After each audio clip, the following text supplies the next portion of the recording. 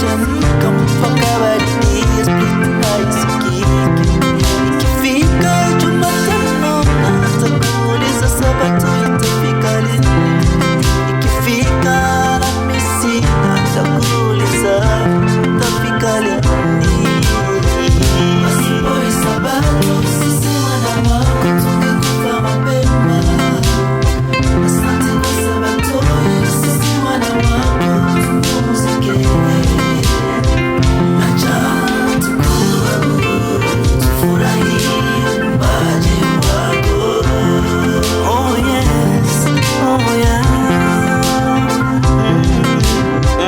Acha tukuabudu tufurahie uumbaji wako.